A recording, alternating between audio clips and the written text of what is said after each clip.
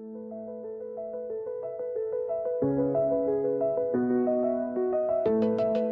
day everyone, my name is Tolu. Welcome to today's class.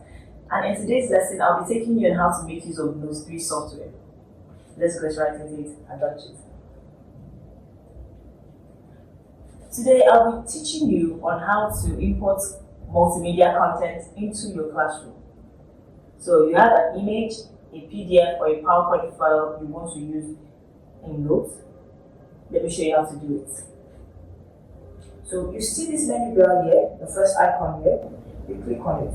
So when you click on it, you'll see different things. You see file, import, export, and the rest. So then once you click on import, you see file, text edit, and this. Where you're going to is file. Click on file. So once you click on file, everything you have put on the board to bring into the classroom will be in file. So let's say you downloaded something from home, or you put something using your flash on the desktop of the board, you'll find it here. So just go to where you saved it.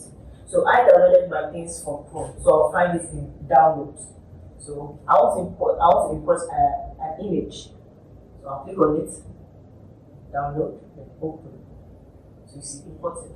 So I downloaded this cute doggy. So you can expand it and reduce it. What else can you bring into your Notes software? You can import PDFs. Let me show you. You still go back to this menu bar here, click on it, go to import, click on it, go to file, click on it, then the PDF, because I downloaded it also, I'll put it here. So I'll put it here, click on this. Here it is. So if you're with your keyboard, you can use your keyboard to control it, and if not, you can recall this to the side, then click on next, next, next.